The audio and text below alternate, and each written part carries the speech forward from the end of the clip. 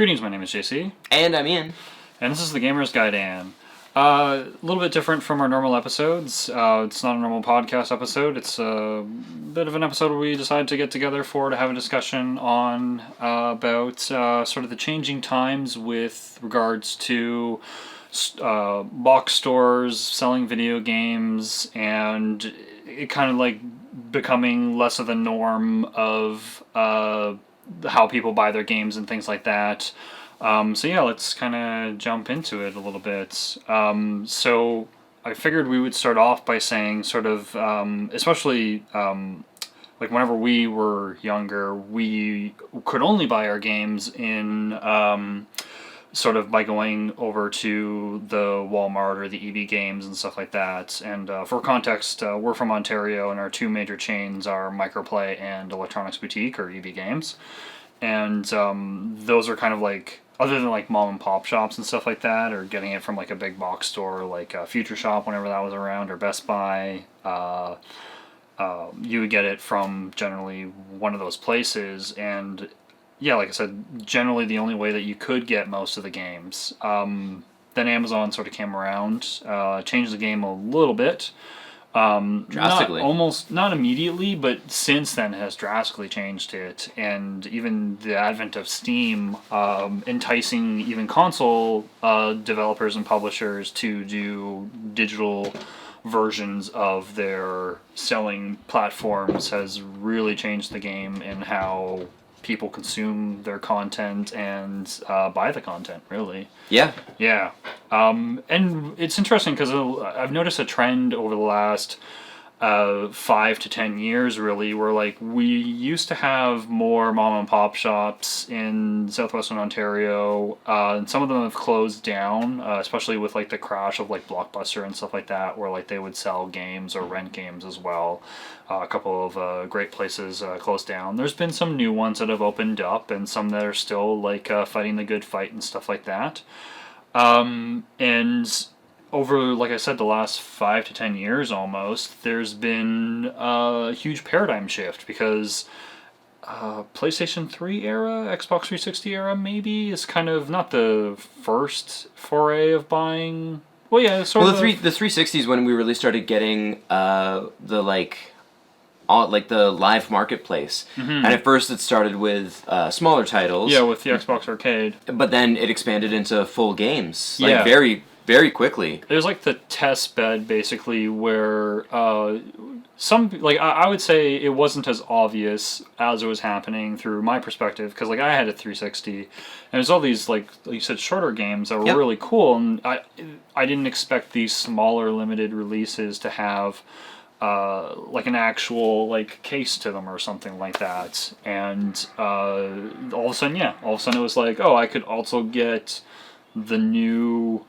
like a $60 game digital only as well, which was a huge change. And I think in that era I was still fighting the good fight personally. That's when we saw like consoles expanding their hard drives. Like you could get a bigger hard drive for your 360. The PS3, you could just swap in any like laptop hard drive.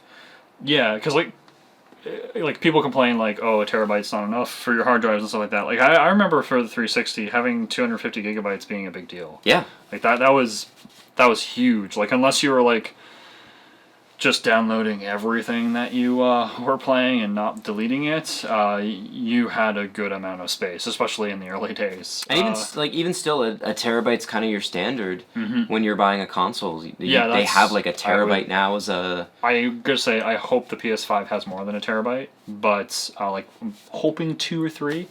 Even if it doesn't, as long as, especially like as long as Sony stays with their motto of a fairly easy interchangeable hard drive. Yeah. That'll be not a big deal. But we're getting way off topic here.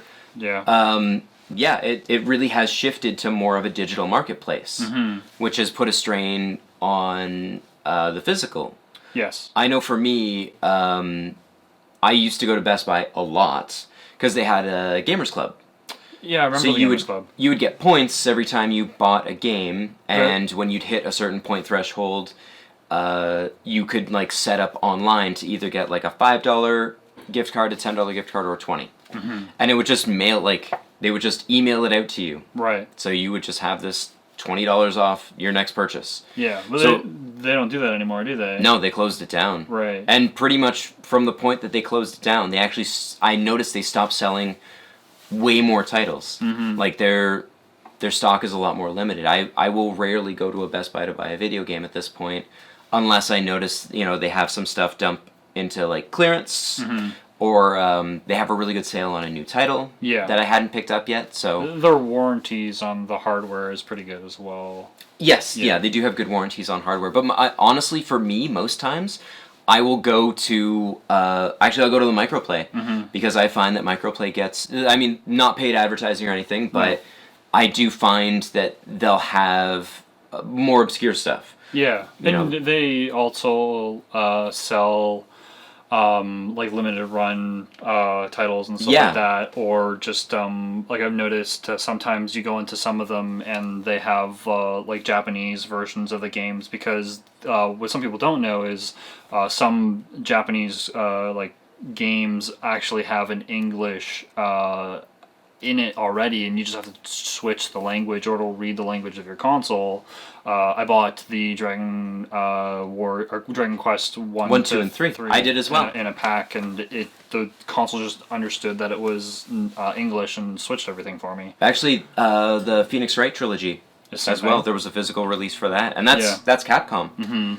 But yeah, and going along, moving along with the thing about the stores is that I think a reason why a lot of people sort of necessarily aren't buying games from stores anymore are for two reasons, and there's more than two, but two of them are like you mentioned, they have more of a wide selection of things. But if you go into like a Walmart or a Best Buy or like a big box store, they generally only have like the AA and AAA titles. Yes. And they don't have all these like fringe games. Like for example, I don't think you could find Catherine at a Walmart, for example. You'd have to go at like EB Games or Microplay or something like that.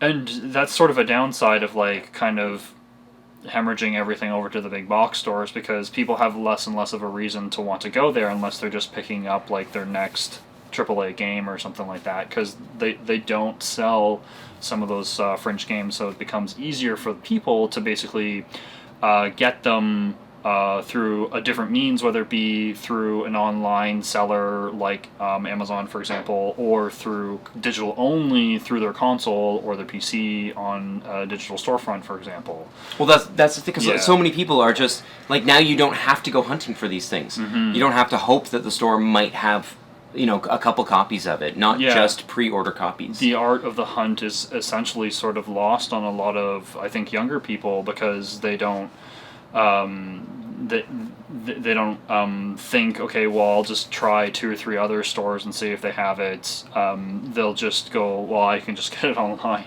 Well, I mean, if for anyone who saw our episode on like our picks for 2010 or 2019, my worst game of the year, Generation Zero, I went to 3 different stores to find 2 copies of that, because I wanted one for myself and one for a friend of mine. Yeah. So we could play it together. And I had to make some phone calls, and it took me quite a while to find 2 copies of that game. Yeah, a little bit more extra legwork.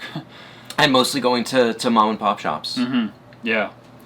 Yeah, and I think the other reason why there's been sort of a shift between sort of the physical to the digital is also the fact that like if you go into a large box store, there's no interaction with anybody, and it's just like, I want this game, and the person kind of grunts at you and goes, okay, and then they just get it for you, or they ignore you, and then you have to like get their attention.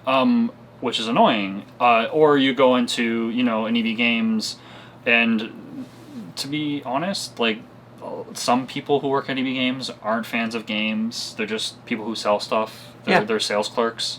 And some of them, maybe you want to know information about the new Call of Duty, but the person who works there is an RPG action platformer fan and doesn't really know anything about the new Call of Duty and whether or not it's a good purchase or not, and they'll just say yes because they just want to sell you the game. They want to sell you the game.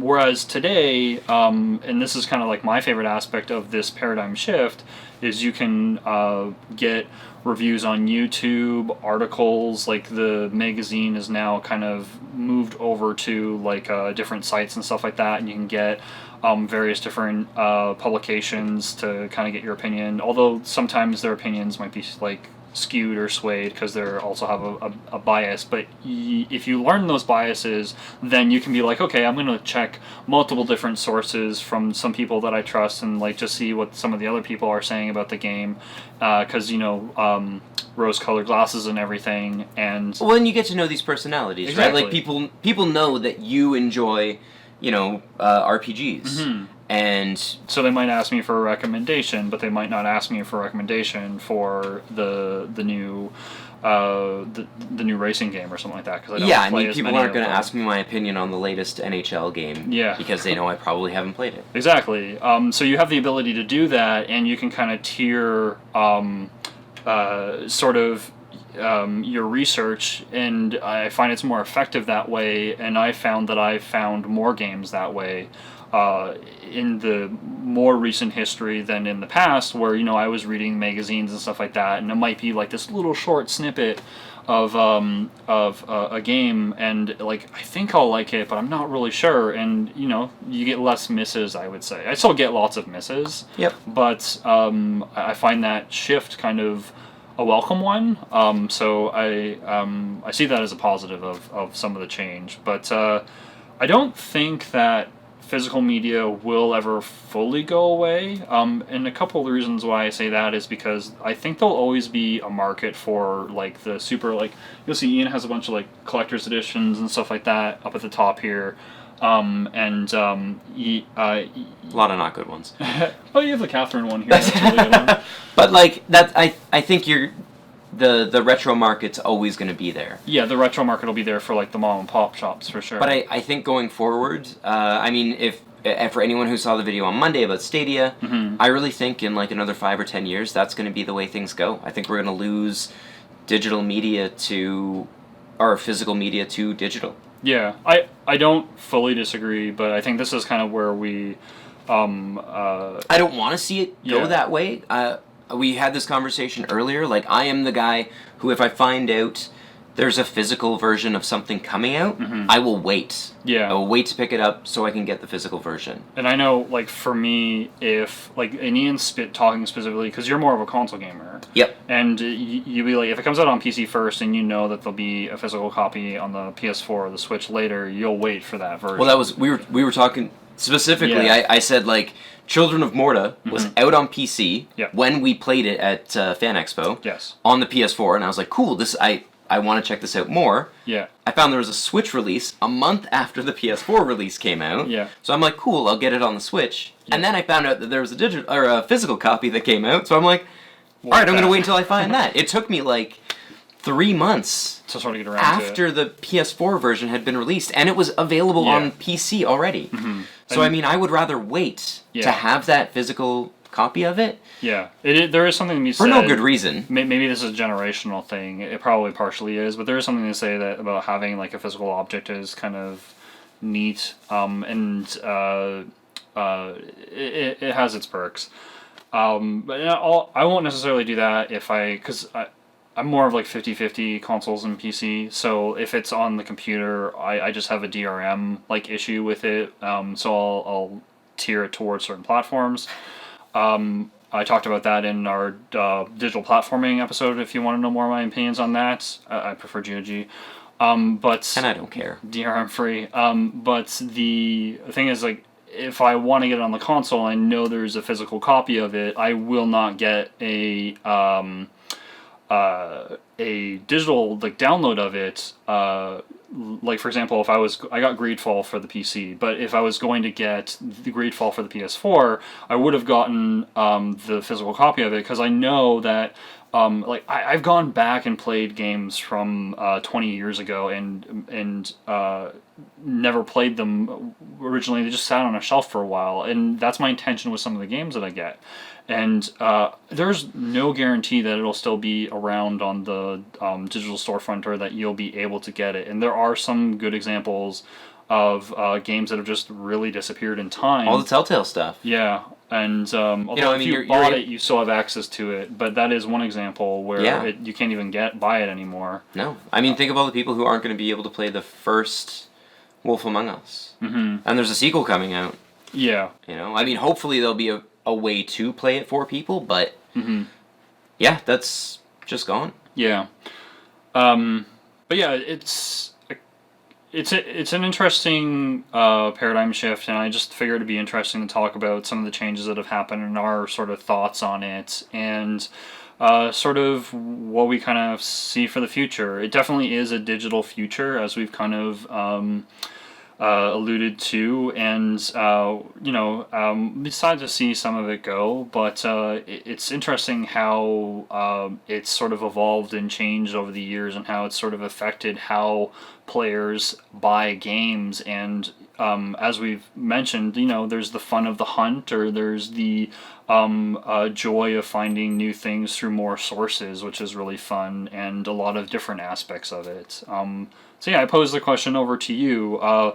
What do you like about the change, and what do you dislike about the change? Let us know in the comments down below. And thanks for joining us on this episode. Yeah, thank you. And we release a podcast episode every Wednesday, and shorter segmented stuff on Monday and Fridays throughout the week as well. And we'll see you in the next episode. Have a good one.